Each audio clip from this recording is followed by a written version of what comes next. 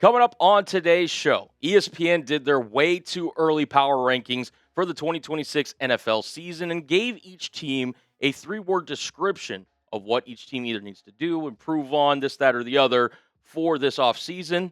And can the Jaguars contend next season? We're going to do a full breakdown, plus give some reasons as to why I think the Jaguars could contend for a Super Bowl title next year. But before we get into it, guys, I want to ask you, are the Jaguars, as currently constructed, Super Bowl 61 contenders? Just let me know down in the comment section below. By doing it the only way that Jags fans know how to do it, spam those Duvals down below in the comment section. And without any further ado, let's get into today's show. We're kicking it off with the power rankings from ESPN. No surprise here, the number one team is the Seattle Seahawks, who did capture Super Bowl 60, defeating the New England Patriots, who come in number two. You could really make the argument that the Rams should have been that second team behind the power rankings, but I think ESPN was just kind of playing it safe. Two top teams in the Super Bowl. Followed closely by the Denver Broncos, Buffalo Bills, the San Francisco 49ers, Detroit Lions, Philadelphia Eagles. There are your Jacksonville Jaguars, sitting at number 9 in the power rankings. And then the Green Bay Packers round out the top 10.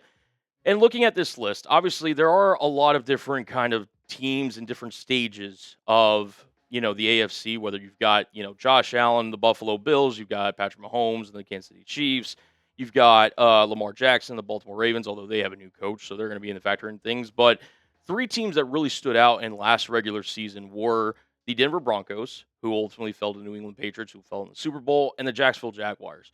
To me, there's not really a big gap between those three teams, in my opinion. And with the Jaguars falling in at number 9, look, I understand that they kind of, after their 13-4 win season, ultimately didn't live up to expectations by getting knocked out by the Buffalo Bills. Still a one-score game. I think that if the Jaguars would have had their opportunity against a Bo Nix, even in his second go-round in the postseason, or even Drake May in his first go-round in the postseason, it would have been an interesting contest to see the differences between the two, and all three of those teams have their pros and cons, but I don't really see a big separator when it comes to evaluating these teams. I think the Jaguars just unfortunately got the tougher draw in the first round. And of course, look, Denver did beat the Buffalo Bills in that second round, but it came down to the absolute wire. And to me, there's not really a big separator. And okay, the Jaguars lost by one score, a late touchdown to the Buffalo Bills. And then, yeah, the Denver Broncos did beat them, but I don't think it's a big discrepancy where you can say, okay, the Jaguars are the 9th best team and the Denver Broncos are somehow a top 5 team. To me, there's got to be a lesser of a gap there between the two teams. Other than that, I think it's, pretty respectful for Jacksonville, who's coming off a really impressive season, and they are trending upwards for 2026. Now, getting into the actual ESPN divulging of the Jacksonville Jaguars, they simply put for their 3 words, pass, rush, help. Where have we heard that one before? Oh, yeah, we've talked about it on this show. But I wanted to get the full breakdown from Mike DiRocco, who covers the Jaguars for ESPN.com, and get his thoughts in terms of the Jaguars pass rush as a whole and overall just what they need to do. He said the following. The Jaguars did a good job of getting close to the quarterback in 2025. 222 pressures, which ranked 3rd in the National Football League, but not so much in getting the quarterback on the ground. 32 sacks, ranked 27th. Fixing that will likely come either via trade or free agency because they don't have a first-round pick after trading up for wide receiver / cornerback Travis Hunter. We'll be talking about him later in the show. Their interior pass rush especially needs a boost. 7.5 sacks, including 5.5 by defensive tackle Arik Armstead. This is by far the number one must-improve area for Jacksonville. And look, even DiRocco said it in his quote right there for ESPN.com. The Jaguars did a lot of great things in terms of getting pressures. I think they even were ranked pretty highly at quarterback hits, but ultimately just couldn't finish the job. I mean, a quick equivalent just off the top of my head is in basketball, right? You can play defense for a great 23, 24 seconds, but until you secure the rebound, that's not necessarily finishing off the possession. And for the Jaguars pass rush, you can get pressures. You can force the quarterback to climb the pocket and even make some difficult throws. But if you're not getting the quarterback down to the ground, it's ultimately for naught. And again, pressures are valuable, and getting a quarterback off his spot is something that can help a defense, especially when you're in the course of a game. But they need to improve their sack production, and more specifically the interior of the defensive line. And we've talked about it here on the channel. Make sure you guys subscribe and check it out. But I think the Jaguars, outside of the defensive line, they do really have a lot of ingredients for sustained success. And look, it's something that, we'll kind of break down the full ins and outs of their team. But, they have their head coach, clearly in Liam Coen, who's coming off a really impressive season, 13-4. Trevor Lawrence had his best season as a pro. He was third in MVP voting. They've got a lot of different pieces. Travis Hunter's going to be coming back. I like the run game with Travis Etienne having his best season. Parker Washington really stepped up. Britton Strange became a reliable pass-catching target. Cole Van Lannon, I think, is a really solid left tackle of the future. I see a lot of potential on this team. I really do. And, if they fix the pass rush, that can greatly help them. And, it's a big reason that if you're thinking about the Super Bowl 61 odds here for Jacksonville, I think that they're ranked 12th, as you see the top 10 Super Bowl 61 odds on your screen right now. To me, Jacksonville, they need to still improve. Obviously, pass rush, when you think about most important areas of the team, obviously, the quarterback would be number one. Protecting that quarterback / getting after the quarterbacks, ranked 2 and 3 respectively. Jacksonville doesn't do one of those very well. And so them ranking 12th in terms of Super Bowl odds, I think it's a fairly fair rating. But that being said, they are slightly getting slept on. I mean, you mentioned it, or I mentioned it off the top. Trevor Lawrence, Liam Coen, this group, I think these two are going to lead Jacksonville into really more successful seasons and more sustained success in years to come. And I think that if they improve that pass rush, they can really vault themselves not only into the top 10, but in top 5 discussions in terms of the entire NFL. And look, I think that for right now, tied for 12th's fine. I think top 10 probably would have been more fair ranking for Jacksonville, given, their season that they had. Again, it ended kind of disappointingly going up against the Buffalo Bills, but, it's one of those things that they improve the pass rush, maybe get some more cornerback depth, some other areas on the team. I don't think this team's that far away from being in consideration for hoisting a Lombardi trophy. So we'll see if Jacksonville's ultimately able to make those moves. James Gladstone's been shown in the past, that he's willing to be aggressive. So we'll see what Jacksonville does this offseason, but I don't think they're very much far away in terms of making an impact on the roster. Now, coming up here on today's show, there are reasons to like the Jacksonville Jaguars in 2026, and I think that Trevor Lawrence potentially playing in Super Bowl 61 is something that we could see in the next upcoming season. So, yeah, this is something on your screen I saw on Jags Twitter. I'm forgetting who kind of actually tweeted this out, but shout out to you guys down below. If you did tweet this out or know who it is, let me know down in the comment section. But this could be real coming in 2026. I don't think it's that far away, and I'm going to break down 4 reasons why I think the Jaguars are a team worth considering when it comes to Super Bowl talks next season. But, guys, this is why you subscribe. Whether it's the off season, whether it's during the NFL season, whether it's the draft, free agency, whether it's a trade buzz, whatever the case may be, we are bringing you Jaguars news and rumors content this all off season long. And if you want to get to a point where the Jaguars or Jags Now is bringing you daily coverage of the Jacksonville Jaguars, hit that subscribe button. We are on our way to 2,000 subscribers here on the channel. We're just a little less than 700 away. If you guys could hit that sub button, we'd greatly appreciate it. Let's continue on with the rest of today's show. Okay, reason number 1 as to like the Jags for 2026. It's the second year of Liam Coen. And for those of you who aren't familiar, Liam Coen, when he got hired as the Jacksonville Jaguars head coach, I don't know if there was speculation, but again, anytime you come from a Sean McVay tree, you're going to be with a microscope under you because, again, there's a lot of expectations coming from a brilliant mind like Sean McVay, who's appeared in 2 Super Bowls, won 1. And when you're a disciple of his and looked at as an offensive mind, with Trevor Lawrence as your quarterback, there's going to be a lot of expectations as to how you could do versus the old previous regime. Well, Coen really took that and ran with it this past year. And look, in 2024, under Doug Peterson, the Jaguars' offense, simply put, just wasn't great. 18.8 points per game, a little over 300 yards per game, which ranked 25th in the NFL. Time of possession on average was like 44, 45%. Dead last in the National Football League. Liam Coen's first year, however, this is a top 10 group, right? 27.7 points per game, almost 340 yards per game, top 10 in the NFL, and over 51.5% in terms of time of possession, good for 6th in the NFL. I'm excited to see what Coen has for a second act. I think that he came in from the jump and realized, okay, here's what I have on my roster. I have a quarterback that I like in that, especially, post-trade deadline when they acquired Jacoby Myers, this team and really this confidence really grew as the season grew on. Travis Etienne, while he wasn't efficient, I still think he had a really productive season and was very effective for Jacksonville. Jacoby Myers obviously stepped in, gave this team stability. Parker Washington emerged really the last month of the season. He could be this team's potential wide receiver one down the road. Brenton Strange had a solid season at tight end. And once you really found Cole Van Lanen's kind of sweet spot at left tackle, now you get into a full offseason where it's like, okay, now we have more of a set idea of what this offense looks like. And we'll see if Brian Thomas Jr. could have like a rebound season. But under Liam Cohen's just kind of offense and kind of mindset and just how he views this team going forward, I'm excited to see what he has going for his second half. I mean, you saw the numbers on screen.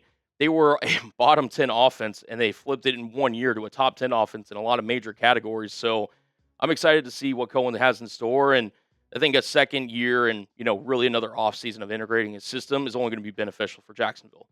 And number two, that's also benefiting why the quarterback of Trevor Lawrence, I mean, he emerged last season, former number one overall pick out of Clemson. He has ups and downs, right? He had the obvious rookie year to forget under Urban Meyer. He had those years with Doug Peterson where he showed some promise, but then was really regressed. And then he got that contract extension. And people were starting to worry about Trevor Lawrence. Like, is he one of the worst contracts in the league? And then he follows it up with one of the best seasons by a quarterback in 2025. And you see your numbers on screen. 38 total touchdowns, over 91 QB rating, 4,000 passing yards. Like, by far, this was the best that we've seen from Trevor Lawrence. And again, there were some years where he was statistically better in completion percentage, maybe more yards per attempt, all this, that, and the other. But just from a confidence standpoint, Trevor Lawrence, he executed at a higher level. He played with more confidence, more control of the offense. He really used his legs and his scrambling ability to go moving forward. And I think that, he's only going to continue to grow as a quarterback, but this year we finally kind of put it all together. Like we knew when he came out of the University of Clemson how talented he was, but it just never quite, for whatever reason, always clicked in terms of, his on-field ability to, into his production. And this year I felt like was the best version of Trevor Lawrence. And I'll be honest, I don't think it's the best what we will see from Trevor Lawrence. And I think only the best is yet to come. So I'm excited to see what the future holds like for Trevor Lawrence and Liam Coen, and the fact that these two are now kind of tied together. I think Jags fans should have a reason to, be excited about the future going into 2026. Not only that, but you really have now a true receiving core. And again, there's going to be some other pieces that get thrown into this, but I think for Jacksonville, you have your guys that you're going to build Trevor Lawrence around and that he's going to be targeting over the next however many years, right? You have Jacoby Myers, who you traded for. He, for right now, is your number one option. I think on any given Sunday, other guys can step up, but he is your security blanket. He does everything. He's willing to even chip block defensive ends if need be. I mean, he is truly a do-it-all wide receiver. Parker Washington really gives you that explosive, just kind of dynamic skill set. He really came on the last part of the year. Will that translate to 2026? He's got all the talent and ability to. Brian Thomas Jr., again, disappointing last year compared to his rookie campaign in 2024, but is there something that, maybe he kind of sits back and realizes, like, okay, I didn't have the greatest year, but even as a number 3 in this offense, you'll take Brian Thomas Jr. any day of the week. Brenton Strange, really solid at tight end, really safe production, and I think somebody that's earned a contract extension in Jacksonville. And then you have the wild card of Travis Hunter, who we'll get into more in here in just a second, but he's going to have some role on offense and on defense. We'll see how big of a role that actually is, but in terms of an athlete, in terms of a receiver, he gives you a lot of different options that Jaguars fans should be excited for. But I want to hear from you guys. Grade this Jaguars receiving core. Scale it 0 to 100. 0 being this is the worst receiving core you've ever seen in your life. I could get guys from the local, YMCA to come out and be better receiver from Jacksonville Jaguars. Or 100, this is goated. This is the best receiving core you've ever seen. Let me know down in the comment section where you fall on the Jaguars receiving core. Getting on to Travis Hunter, who is set to return. After not playing and injuring his knee this past season for Jacksonville, he's set to return for the Jaguars this season. And a lot of people, including myself, are wondering what his role would be for Jacksonville this past season. Well, we broke it down on a previous video, but I wanted to revisit a quote from James Gladstone talking about Travis Hunter's role in 2026. He said the following: beyond that, in the role that he'll play, talking about Travis Hunter, we still expect him to play on both sides of the ball. Obviously, you can take a peek at expiring contracts on our roster and which side of the ball has more, aka cornerback. Obviously, at this point, walking into the offseason, corner is a position where we have a few guys who are on expiring contracts, so by default, you can expect there to be higher emphasis on his placement. I'm just going to say this just to reiterate it. one last time for Jacksonville, Travis Hunter, and any fans out there. I personally think Travis Hunter is best served as the Jaguars' number one cornerback for 2026. I think it's the biggest need for Jacksonville outside of pass rush, and it could be one of the best not only quarterbacks for Jacksonville, but in the entire NFL if he reaches his true potential. And I think when you have a top three of Brian Thomas Jr., Jacoby Myers, Parker Washington, not only is it more unserviceable, I think it could be one of the more slept-on receiving cores in the entire league. You throw in Britton Strange, do you bring Travis Etienne back? I like Bashal Tootin also coming out of the backfield.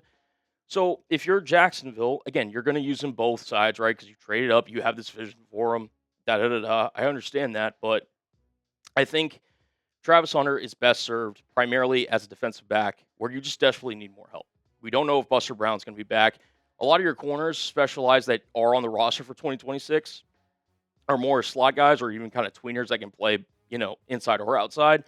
Travis Hunter is by far your best corner that you have on your roster that can be an outside guy. So I would personally play him as an outside. Let him be your number one. Take away the opposing offenses, best receiver, and let Travis Hunter, if you want to bring him in on, kind of specialty plays, special packages on offense, let him do that. But I think he primarily best fits as his team's number one cornerback for 2026. Getting into the final reason why I like the Jags for this upcoming season, I think out of all four AFC South teams, they're set up the best for 2026. Look, the Titans last year didn't go great. Cam Ward, again, in his first season, showed some flashes, but overall, a lot of inconsistency. They bring in a whole new coaching staff, Robert Saleh, Brian Daboll. Are they really going to make that jump into, contender status? I'm a little skeptical about that. I think they need more talent on the roster. The Colts, who is going to be their quarterback? Do they bring Daniel Jones back? Do they go after another veteran? I respect Shane Steichen and everything, but you traded 2 firsts to get Sauce Gardner. I don't know if that move is going to, bode well for Indianapolis moving forward. They feel like a team that's just kind of a little bit lost in direction. And, dare I say, if they go under 500 again, is Shane Steichen on the hot seat? And then the Houston Texans, who C.J. Stroud in the biggest moments of the year against the Pittsburgh Steelers and, of course, the New England Patriots, played his worst ball, plain and simple. And, I respect D'Amico Ryans. Obviously, Will Anderson's really a pass rusher. Daniel Hunter is as well, although he's kind of getting up there in age. Your defense under Derek Stingley, they're going to be kind of your main competition. I would expect this to be kind of a 2-horse race, but with C.J. Stroud playing his worst ball, there was rumors that the Texans may need to look at, other potential options to maybe not necessarily compete, but just kind of give Stroud a little kick. Hey, we need you to perform better in the bigger moments. Like Davis Mills, I don't know if there's going to be any buzz around there. I wouldn't expect there to be any change in Houston, but it seems like there's a little just unhappiness in the offense, and he just hasn't quite been the same quarterback he was back in 2023. So if you're Jacksonville, I've got a head coach that I really like. I've got a quarterback I really like. My star stud, do-it-all cornerback / wide receiver Travis Hunter is coming back.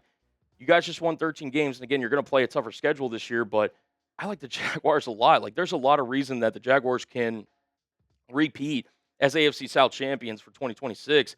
If you win the division, you're hosting a playoff game at bare minimum, if not many more playoff games. I look at the AFC South, and with Houston's turmoil, Indianapolis's questions at quarterback, and, Tennessee just being Tennessee, why isn't there a reason that the Jaguars aren't considered favorites in the AFC South? We'll ultimately see where those odds kind of land as the offseason goes on, but those are my reasons that I like the Jacksonville Jaguars for 2026. If you made it to the end of today's video, that makes you a real one. So if you haven't already, please hit that subscribe button. Support us here at Jags Now for the latest Jags news and rumors. And as always, Jags fans, Duval. We'll see you next time.